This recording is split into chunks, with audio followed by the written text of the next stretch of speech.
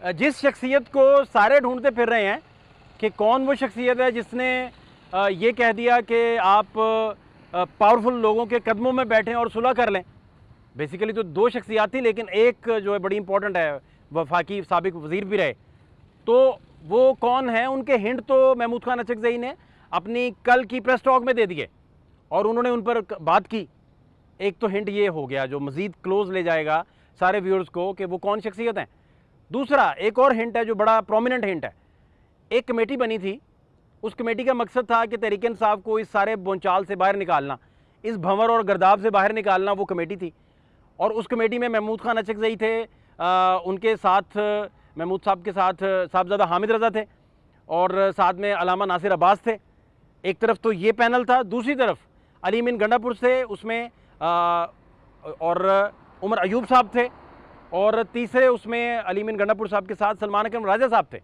तो ये 6 लोगों की कमेटी थी और इसका मकसद था कि सबको गर्दाब में से बाहर निकालना। बेसिकली ये कमेटी जब बनी तो इसने सारा कुछ करना था under the supervision of Mahmood Khan Achakzai साहब।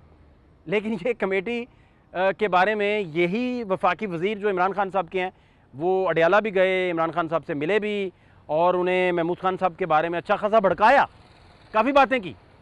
तो जब बाहर निकले, सारी बातें हो गई, तो इमरान खान साहब ने फिर बाद में भी और इनके मुंह पे भी इनको पैगाम भिजवाया कि भाई आप महमूद खान अचकज़ई साहब के बारे में ऐसी कोई बात ना करें, अदरवाइज़ आपसे रिज़ाइन ले लिया जाएगा। इस हद तक इमरान खान गए। तो ये शख्सियत का दूसरा हिंट है। अब असल मुद्दे की तरफ भी आते हैं।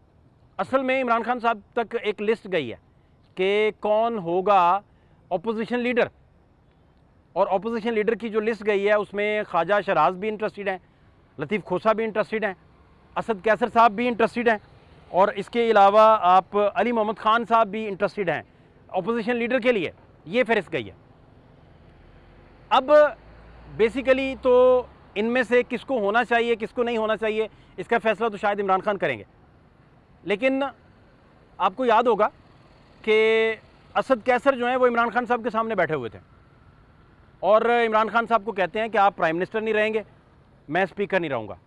जो ही मेरा प्राइम मिनिस्टर नहीं रहेगा और नेक्स्ट प्राइम मिनिस्टर उसकी जगह ले लेगा तो मैं भी स्पीकर नहीं रहूँगा और मैं रिज़ाइन करना पसंद करूँगा। ये उस रात की गुफ्तगू है जिस रात असद कैसर पर बहुत ज़्यादा प्रेशर था कि आप जो हैं वो वोटिंग होने दें, वोटिंग के अमल में रुकावट ना बने, और हर तरफ से उन पर प्रेशर था, बहुत संगीन प्रेशर था।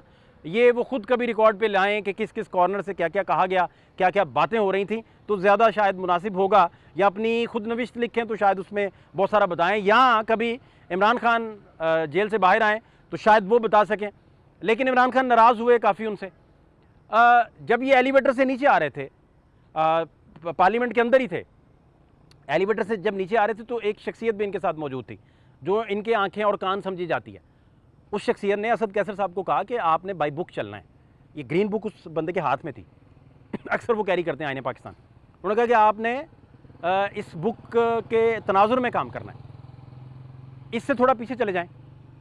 तो कासिम सूरी साहब की जब रूलिंग आनी थी, जो रूलिंग उन्होंने दी जिसमें उन्होंने कहा कि अदम एतमाद को हम मुस्तरद करते हैं आर्टिकल 5 के तहत, और फिर सुप्रीम कोर्ट ने उसको डिसमिस किया और दोबारा वोटिंग हुई।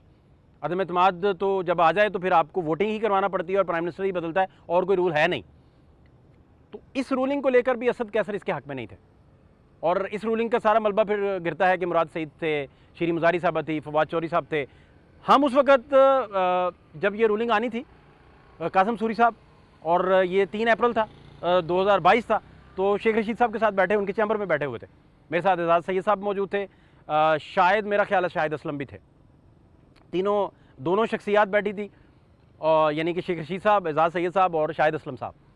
तो अनाउंसमेंट जब होने वाली थी तो शेख रशीद बार बार क्या कह रहे थे, शेख रशीद कह रहे थे कि नहीं नहीं कुछ नहीं होना, लेकिन मुझे कुछ स्मेल हो रहा है कि ये कुछ करेंगे, ऐसा नहीं होगा जो सोचा जा रहा है। तो वही हुआ। फिर शीरी मुजारी साहबा को हमने भागते हुए पार्लियामेंट से देखा, फौरी तौर पे बाहर जा रही थी। फवाद चौधरी भी ना रुके ताकि कोई बदमज़गी ना हो जाए, अली मोहम्मद ख़ान भी, ये सारे बड़ी स्पीड से इनकी गाड़ियाँ स्टार्ट थी। पहले शायद कोई हिंट था पहले मौजूद, जिनको तो पता था उनको तो पता ही था, बाकी पार्टी को नहीं अंदाज़ा था कि क्या होने जा रहा है। एक तो ये वाक़या। दूसरा, बिलावल भुट्टो साहब की एक डेलीगेशन जो है वो असद कैसर साहब के पास आता है। उस डेलीगेशन ने कहा कि आप रिज़ाइन ना करें, आप स्टेप डाउन ना करें, आप हमारे स्पीकर ही रहें, क्योंकि आपने बहुत अच्छे से हाउस चलाया। आपके जरदारी साहब के साथ भी अच्छे मरासिम हैं, शहबाज शरीफ साहब के साथ भी अच्छे मरासिम हैं आइन और कानून के मुताबिक। असद कैसर साहब पे ये टैग था बाकायदा कि वो अपोजिशनों को साथ लेके चल रहे हैं। तो आप ना जाइए, ये पैगाम उनके पास खुर्शीद शाह साहब लेके आए, शाजिया मरी साहिबा और नवीद कमर साहब लेके आए, लेकिन वहाँ भी असद कैसर साहब ने नो किया। उन्होंने कहा कि नहीं, ऐसा हो नहीं सकता, और ये सारी सूरत हाल है। तो असद कैसर उन शख्सियात में से हैं जिन्होंने इमरान खान साहब को भी नो किया हुआ है कि मैं बाई बुक चलूँगा। असद कैसर को ब्रीफिंग जब दी गई थी तो बार बार कहा गया था कि आप स्वाबी से आए हैं, आपका लंबा चौड़ा करियर है और आर्टिकल 6 आप पे लगेगा, तो आप अनकॉन्स्टिट्यूशनल काम कोई ना कीजिएगा। तो असद कैसर फिर पार्टी को भी कन्विंस करते रहे कि इनकलाब के चक्कर में ना पड़े, बाई बुक आएँ। तो अभी भी वो शायद यही इंफसाइज करते हैं। अब वो अपोजिशन लीडर बन पाते हैं, नहीं बन पाते, क्या होता है क्या नहीं, ये एक अहम बात है।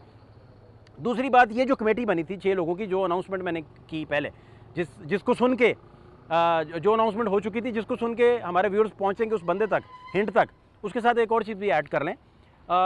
बतौर अपोजिशन लीडर बहुत सारे गिले थे उमर अयूब साहब से तहरीक तफ़ज़ीह आइन पाकिस्तान को, और सबसे बड़ा गिला ये था कि ये 6 बंदों की जो कमेटी बनी, जो हैं उमर अयूब साहब, उन्होंने कभी उसे परस्यू नहीं किया और वो कभी इसको लेके नहीं चले। हालांकि थोरो जेंटलमैन है, उन्होंने बड़े अच्छे तरीके से अपना हाउस चलाया, लेकिन तहरीक तफ़ज़ीह आइन पाकिस्तान का ये पॉइंट ऑफ व्यू है, उनके सामने भी कई वहाँ के अहम तरीन क़यादतों ने उनके सामने रखा कि आप जब तक हाउस चला रहे थे एज ए अपोजिशन लीडर, आप सिर्फ PTI को ही तहरीक समझते थे, बाकी किसी को आप भाव नहीं देते थे। तो अब वो कह रहे हैं कि जो भी सारे लोग कलेक्टिवली कह रहे हैं, अपोजिशन ने भी जो बाकी मानदा हैं, जो तहरीक इंसाफ के साथ हैं या तहरीक तफ़ज़ीह आइन पाकिस्तान के अम्ब्रेला के तले जितनी भी जमातें हैं जिनसे हमारी बात हुई, वो कह रहे हैं कि अब हमारे पास अपोजिशन लीडर वो होना चाहिए जो सबको साथ लेके चले। और सारे लोग मोस्टली असद कैसर साहब पर मुत्तफ़िक हैं, लेकिन इमरान खान साहब जेल से असद कैसर साहब की उस बात को भूले हैं नहीं भूले, वो क्या फ़ैसला लेते हैं ये तो आने वाले कुछ दिन ही बताएंगे। फ़ात शहबाज खान को इजाज़त दीजिए, अल्लाह ने के पान।